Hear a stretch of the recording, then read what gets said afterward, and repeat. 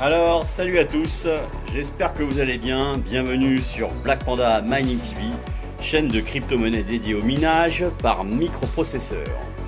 Donc, écoutez, merci encore pour tous vos messages, merci encore pour être présent aujourd'hui dans cet épisode, puisqu'on va aborder une petite pépite crypto que je vous ai trouvée.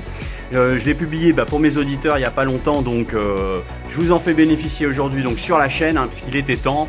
Et donc on va parler aujourd'hui de PP Private. Voilà, c'est un meme coin et je pense que ça va faire la diff. Donc c'est maintenant qu'il va vous faire un bag.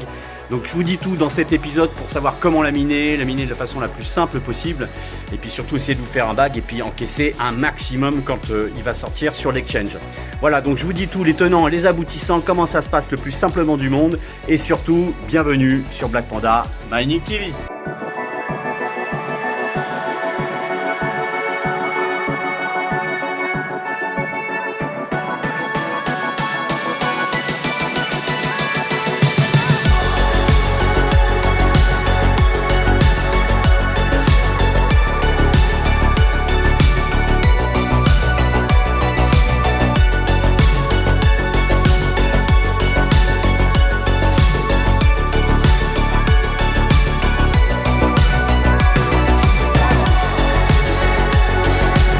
Black Panda Mining is saying the best CPU token in the world is back.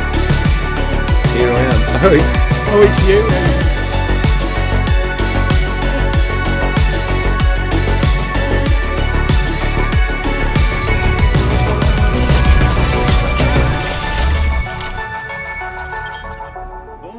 Bon, ça y est, on y est donc dans ce fameux épisode. Alors je sais qu'il y en a qui m'ont dit ah ouais mais Black Panda, pourquoi tu nous as pas dit qu'il y avait un abonnement spécial pour les early, etc. Je dis oui parce que d'abord je fais l'accès au Discord où on échange les infos et puis après pour ceux qui souhaitent parce que tout le monde n'a pas le même budget non plus donc voilà encore bon parce que c'est vrai que 14 € c'est pas grand chose mais voilà pour certains ça peut être chiant quoi. Donc de toute façon il y a toujours un décalage, j'essaie le le minimiser au mieux de toute façon entre ceux qui veulent avoir vraiment être early, puis on va dire allez 24-48 heures après je balance l'info et puis derrière après sur le Discord et puis après je le retranscris au niveau des épisodes vidéo quoi.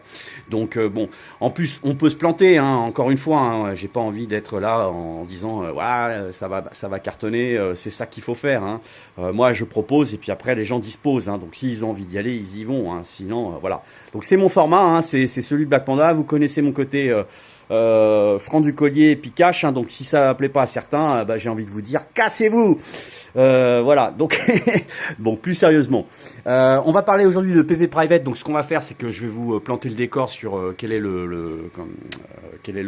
l'enjeu de ce token qui est un meme coin donc entre guillemets souvent les meme coins c'est ce qu'on appelle des shitcoins qui n'ont aucun sens, aucune utilité. Bon là les gars sont quand même bien pris la tête notamment sur l'aspect on va pouvoir avoir une supply qui est destinée notamment sur l'achat de NFT parce que là les gars sont vraiment creusés et puis je peux vous dire que il y a même un épisode qui sont collés comme vous verrez sur le site internet. Les gars sont mis une petite vidéo de présentation complètement loufoque. Je pense que à mon avis je me demande s'il y en a qui n'ont pas bouffé des acides quand ils ont fait du code là-dessus, mais voilà c'est quand même assez rigolo et c'est bien fait, c'est bien construit. Le gars, le développeur il est à Palo Alto, c'est indiqué sur le GitHub, vous pourrez voir. Ça veut rien dire plus que ça, mais c'est surtout que c'est, alors, pour le coup, un fork de RandomX, qui est plutôt Random Arc, qui était assez connu justement aussi dans le domaine de la privacy. Donc là, si vous voulez, c'est un token qui est pas que un shitcoin dans le sens où on n'a pas fait ça pour juste se marrer. Il y a du NFT derrière, il y a de la sécurisation et de l'intraçabilité dans les échanges par rapport à ce qu'ils proposent.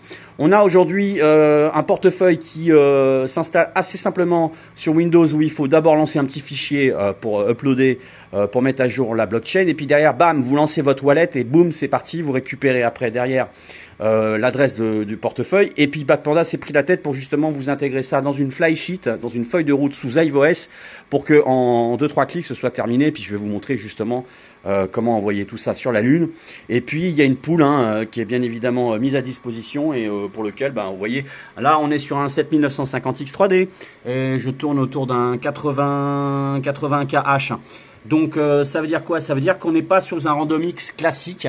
Encore une fois, l'idéal c'est toujours d'avoir de la RAM pour miner sous algorithme RandomX. Hein. L'exposure aussi activée. Je rappelle d'ailleurs, je fais juste une petite parenthèse sur les séries des 3D. Vous n'avez pas accès à certains paramètres dans l'overclocking. Hein. Donc il y a une fonction assez classique que j'ai identifiée donc au niveau des BIOS. Hein, c'est toujours de balancer un curve en négatif à -20 et d'activer les commodes. Hein. Et puis là vous êtes au top, vous mettez en auto partout et puis terminé, on n'en parle plus. Ça envoie la sauce et puis vous consommez que dalle à la prise. Hein. Donc là, parce que là je suis globalement à moins de 90 watts. Hein. Donc on est vraiment très bien et pour du RandomX c'est vraiment la fête. Hein. Donc bon, voilà pour le plantage de décor. Ce qu'on va faire, c'est que on va passer derrière l'écran ensemble. Hein. Et puis je vais vous montrer un petit peu plus, on va rentrer un peu plus dans le vif du sujet. Allez.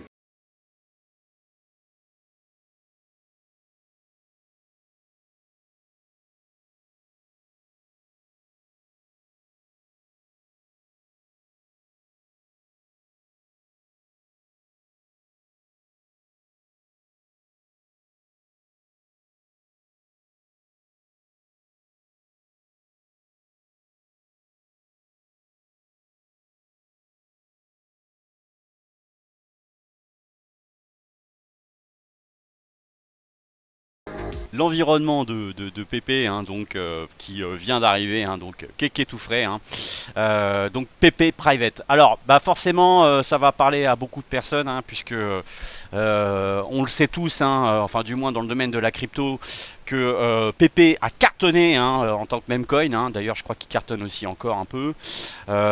Pépé qui servait à rien au départ, hein, qui était un meme coin qui est considéré comme des jetons, des tokens qui n'ont pas de grosse valeur ajoutée, mais qui prennent de l'ampleur parce que, si vous voulez, il y a un dérivé derrière, en fait, sous-jacent sur ce genre de token qui est bien souvent orienté après derrière sur la partie des NFT.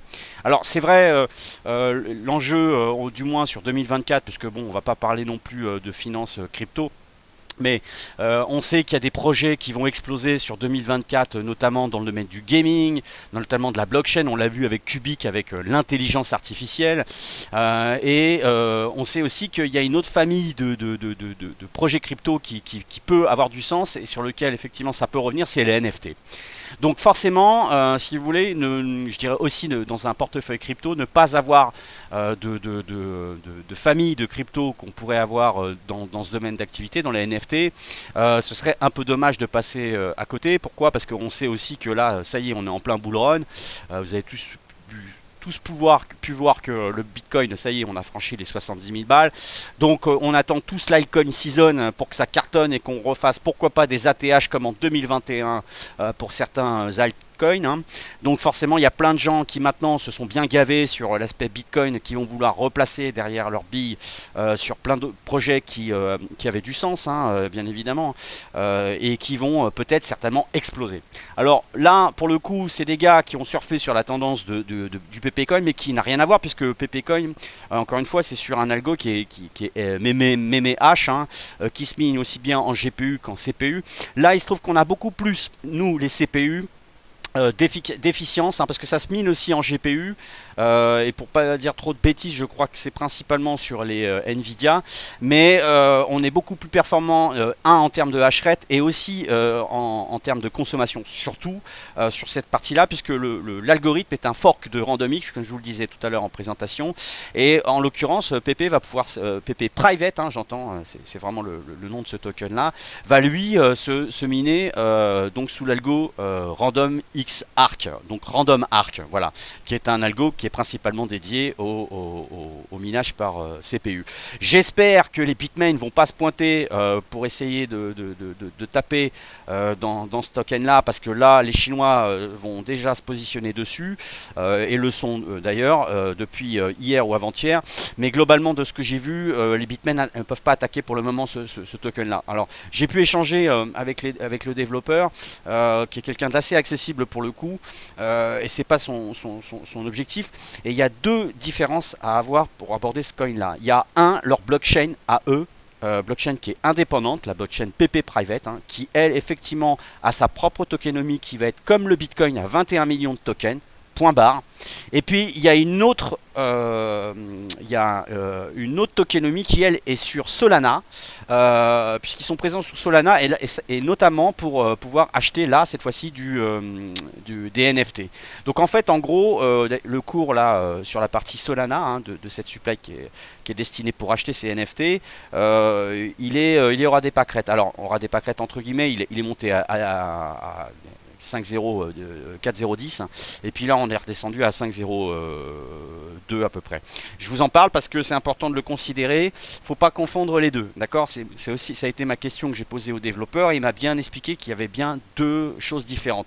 J'ai acheté pour 20 balles parce qu'on peut le swapper en fait ce token là du PP Private avec du Solana puisqu'il est donc présent sur cette blockchain là, notamment pour les NFT et donc je l'ai acheté vous voyez hier et j'ai pris 10% hein, sur un 15 balles.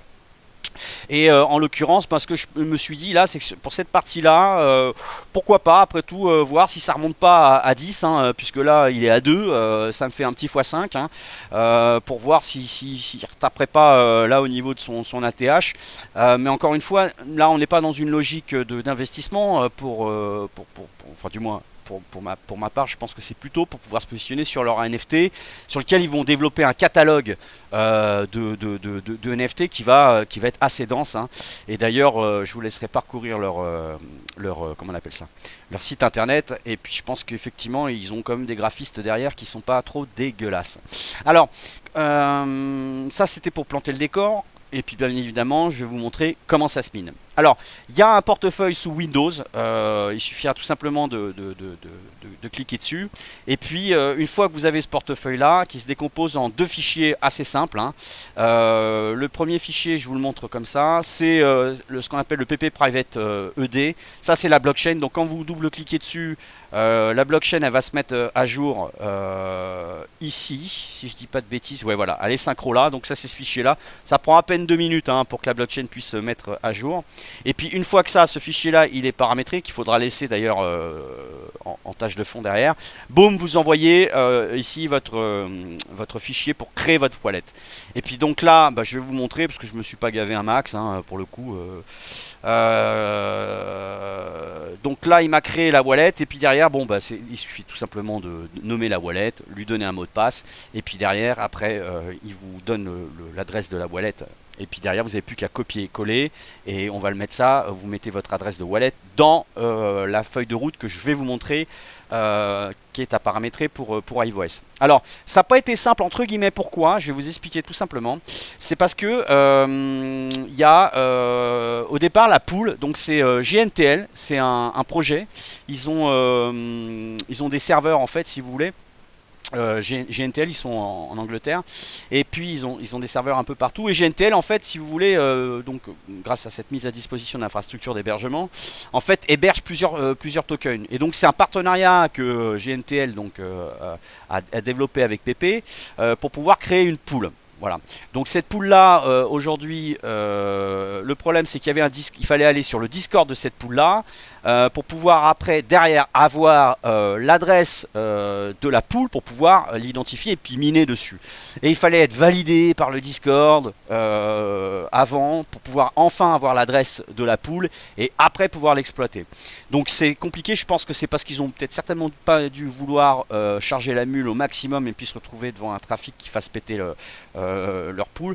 Néanmoins, ils se sont assez vite rendu compte que s'il fallait qu'ils sortent le projet, qu'il y ait une adhésion qui soit massive, ça commençait à devenir compliqué. Donc j'ai quand même malgré tout réussi à récupérer l'adresse de la pool pour pouvoir donc vous le formaliser puis vous traduire ça au travers d'une feuille de route très simple sous iOS pour pouvoir miner tout ça. Et puis alors c'est surtout aussi que sous iOS on va utiliser donc le mineur XMRig New. Pourquoi? Parce que XMRig New en fait intègre tout simplement le minage en microprocesseur du RandomX. Donc on va pouvoir utiliser XMRigNew et déterminer donc après derrière classiquement, et je vous montre là tout de suite maintenant comment rentrer ça. Alors, comme je vous le disais tout à l'heure, hein, vous avez récupéré l'adresse du portefeuille. Comme PP, alors là je l'ai, attention, hein, je fais un bémol, c'est pas PP, hein, c'est PP Private. Hein. Donc quand vous créez votre portefeuille dans iOS, vous le nommez bien PP Private, hein, d'accord. Bon, ça n'a pas trop d'importance, mais je le dis parce que c'est pas du PP, hein, d'accord. Là je l'ai fait sous le nom de PP. Mais en fait c'est PP Private. Je vous dis ça parce que bien souvent PP Private ne sera pas référencé dans iOS pour le retrouver dans la création de votre portefeuille. Donc il faudra tout simplement taper PP Private, vous copiez, vous collez votre adresse de portefeuille, et puis une fois que votre portefeuille est créé, là vous retrouvez après quand vous attaquez à la feuille de route, à votre flysheet, vous retrouvez le token que vous avez besoin d'avoir pour aller piquer l'adresse de la wallet que vous avez enregistrée. D'accord. Ensuite, classiquement configuré dans le mineur, vous définissez ça pour la pool, et puis donc comme je vous le disais en préambule, vous choisissez XMRigNew, et puis donc dans XMRigNew on va rentrer directement dans la configuration du mineur, et puis c'est là que vous pouvez voir que donc il va falloir donc déterminer la catégorie du hash de l'algorithme. Donc c'est bien du random arc, d'accord. Vous mettez bien dans le modèle portefeuille wallet.workername, hein, tout simplement. Donc pour les novices, toujours point d'exclamation ici, clac, vous sélectionnez, boum, ça se pose dedans. Et puis c'est ici que vous allez mettre l'adresse de la pool, d'accord. Alors probablement sera-t-elle susceptible d'évoluer ou pas cette adresse-là. Pour le moment, moi, j'ai pas de variation. Je vous invite surtout à aller éventuellement sur le Discord de la pool que je vous mettrai en description. Et puis derrière, si vous avez des questions à poser, bon bah soit vous venez aussi sur notre Discord puisque je viens d'ouvrir un salon spécialement donc pour PP Private et sur lequel on partage les infos, on les distribue, etc. Donc pour les questions, mais sinon comme c'est pas nous qui avons la source à l'origine, c'est quand même bien de se renseigner au niveau de leur Discord eux-mêmes, hein, pour savoir s'il y a des variations ou pas. Moi-même je suis assez alerte pour pouvoir les répercuter au niveau des adhérents de notre Discord, hein, plus l'accompagnement bien évidemment, mais bon voilà, je vous le dis juste pour information, mais pour le moment c'est cette adresse là. CPU UsePage, vous mettez 1248 en grand classique, d'accord, et puis ici dans la partie CPU config, vous n'avez plus qu'à aller sur le point d'exclamation clac, boum, vous cliquez, vous activez bien CPU on, d'accord, et surtout vous activez bien cette fois-ci le TLS, d'accord. Si vous l'activez pas, ça marchera pas. Donc surtout, vous activez bien votre TLS au niveau de votre feuille de route pour le XMRig. Et puis bien évidemment sur la partie donation, pour éviter de leur lâcher trop de commissions, vous vous mettez au niveau 1, pardon, pas 5. Donc par défaut, il indique 5 et puis vous changez, vous mettez 1. Clac, vous envoyez XMRig, bam, la dernière version et boum, vous envoyez tout ça sur la lune et ça va miner le plus tranquillement possible. Grand classique après derrière, sur la pool je vous mettrai bien évidemment l'adresse de la pool, hein, qui est donc pp.jntl.uk, et puis derrière vous retrouverez ici, et puis dans la rubrique dashboard, vous copiez, vous collez votre wallet, vous faites entrer et bam, là il va vous donner tout simplement au niveau des différents, bah là on peut le retrouver, hein, vous voyez je vous montre tout, on peut retrouver les différents microprocesseurs qui tournent, et puis bien évidemment les derniers rewards qu'on a ramassés. Alors il y a eu un petit plantage de la pool ce matin, parce que bon là vous voyez, donc moi je m'y suis collé gentiment hier soir, donc ça a bien marché, puis dans la nuit, puis bam bam bam, on a vu que là il y a une légère baisse là, et puis donc il y a eu un décalage, donc j'ai demandé directement sur le Discord, hein, pourquoi il y avait eu un souci. Donc c'est qu'ils étaient tout simplement en train de remettre à jour leur forcément leur serveur, et que donc bah, forcément il y avait eu un petit et pas qu'un petit d'ailleurs, hein, baisse de hash rate, hein, puisque vous voyez que effectivement là actuellement, alors qu'on envoie la sauce à hauteur de 80K, au niveau de la ping de la pool, c'est un peu chaud patate, hein. Là on a vraiment réduit. Ça n'empêche pas d'encaisser les rewards, ça n'empêche pas de pouvoir se positionner sur cette pool là, et qui de toute façon est l'une des mieux placées aujourd'hui pour pouvoir en miner. Il y en aura peut-être d'autres à l'instant T, comme on est super early, je vous balance cette info là, donc, et ça fonctionne bien, donc il n'y a pas de raison que pour le moment ça continue pas comme ça, mais on sait jamais, vous savez bien, ça évolue à une telle vitesse que là l'idée c'est surtout de vous faire un bag, un maximum pour pouvoir stacker, hein, parce qu'encore une fois il joue sur la supply, c'est vrai que 21 millions c'est pas beaucoup. Maintenant Maintenant, est-ce que leur projet en NFT va cartonner? Est-ce que ce projet-là va tout déchirer au même titre que PP? On peut l'imaginer, pourquoi pas, après tout, hein. De toute façon, moi je trouve que je suis allé voir sur ce projet-là, il a été écrit en C++, hein, donc c'est pas dégueulasse. Vous voyez, on voit qu'il est en Californie, là, le gars il s'est claqué là-bas. Bon, maintenant, après, à voir aussi, hein, puisque l'inventeur du fork du random arc est polonais, donc je pense que c'est un mec qui a su s'entourer, hein, notamment pour ce projet-là. Bon, je vous mettrai en lien dans la description le GitHub, hein, mais je pense qu'effectivement, c'est un projet qui peut vraiment faire parler de lui et péter les scores, hein, sincèrement, les gars. En tout cas, il faut y aller, on peut pas passer à côté d'un truc comme ça. Moi, vous le savez, c'est une chaîne qui est dédiée sur le minage par microprocesseur. Donc, quand c'est un projet qui est beaucoup plus, qui rend les microprocesseurs beaucoup plus efficaces que les GPU pour en miner, j'ai envie de vous dire, faut y aller, faut pas se poser de questions, quoi, hein. Voilà, les copains. Donc, bon, bah, j'espère que ça a été assez dense. Vous faire aussi un petit récap vite fait, hein, pour ceux qui me l'ont demandé, hein, parce qu'il y en a qui n'avaient pas compris et c'est vrai que c'était un peu chiant pour eux. En tout cas, comme je vous le disais en préambule, c'est un format sur lequel, bon, écoutez, moi je pense que c'était pas mal de le mettre en place. J'ai été freeware pendant des années, maintenant c'est beaucoup plus carré. Donc ça plaît pas, bah, j'ai envie de vous dire tant pis, hein, je suis désolé pour ceux à qui ça plaît pas, hein. Moi je reste le plus humain possible et le plus cool possible. Maintenant c'est comme ça, hein, vous connaissez tous mon côté cash, hein. Moi je suis hyper cool avec tout le monde. Maintenant si il y a des gens qui se sentent lésés et qui sont pas ok avec ce format là, bah, j'ai envie de vous dire bah tant pis, ciao, bye bye, et puis basta, on n'en parle plus, hein. Voilà. Sinon, oui, 3 formules. La première, c'était le early, hein, 3 € par mois, parce qu'effectivement, c'était un démarrage du projet. Ça a été rapidement pris d'assaut. Donc, après, derrière, il fallait que je rouvre d'autres places. Donc, là, cette fois-ci, je les ai passés à 5 balles pour pouvoir être sur le Discord de façon privée, où il n'y aura pas de gens qui viennent vous polluer ou des gens malsains. Parce que Dieu sait que quand je suis arrivé, moi, dans le game, je peux vous dire que j'avais une sacrée bande, pour ceux qui me connaissent depuis longtemps, de salopards qui étaient là. Donc, on a dégagé tout ça. Donc, maintenant, on a des gens qui sont vraiment sains, je suis content pour ça. Et puis après, on a la formule, la fameuse VIP, hein, sur lequel, bah oui, effectivement, les tokens early, je vous les donne, je me prends la tête pour les chercher, puis derrière, pour pouvoir construire une feuille de route pour que vous puissiez attaquer ça direct avant tout le monde, hein. Et puis après, j'essaie, comme je le disais tout à l'heure, de lâcher après l'info le plus rapidement possible pour les autres, quand même, malgré tout, hein, d'accord. Mais enfin bon, c'est normal, hein, c'est aussi une adhésion qui est particulière. Et puis la dernière, c'est la formule Platinum que j'ai mis en place. Et là, c'est vraiment pour les gens qui veulent débuter, qui veulent s'y mettre, parce que le CPU ça cartonne, les projets aussi, mais forcément monter un rig avec des coups d'achat à gauche, à droite, on en a de partout des infos, on ne sait pas. Donc là, je vous drive, vous êtes en direct avec moi, hein. Je peux pas me démultiplier parce que je reçois plus d'une centaine de messages par jour, donc c'est assez dense. J'ai limité ça à un petit groupe de 10 personnes pour le moment. On verra après derrière si je peux gérer un peu plus. Et puis bah là, je vous montre tout, comment faire de A à Z, hein, donc du hardware au software. Et puis après, bah derrière, vous sentir autonome pour attaquer ça de façon plus sereine, hein, plus sereine possible, hein. Voilà. Donc voilà, ça c'était pour les adhésions. Vous retrouverez bien évidemment sous YouTube, hein, donc dans le descriptif, donc sur Black Panda Mining, hein, si vous le désirez. Puis sinon, bah, si vous voulez commencer tranquillou à partager des infos et puis être présent sur ma communauté, bah, vous venez sur le Discord, hein, il n'y a pas de problème avec ça.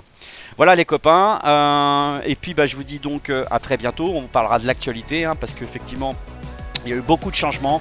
Je ferai dans le prochain épisode du Breaking Mining News de CPU. On parlera de Cubic, on va parler d'Hero, on va parler de tous les autres tokens là, sur lesquels je vous donnerai moi mon sentiment. Et puis comment on se positionne de la meilleure façon qui soit pour encaisser et puis être rentable aussi. Faire un tour de l'actualité. Donc ça c'est pour les prochains épisodes. Il y a aussi d'autres CPU qui arrivent là, puisque je me suis lâché. Donc voilà, on parlera de tout ça. Donc prenez bien soin de vous, surtout, passez un bon week-end et puis surtout, un bon mining à tous. Allez.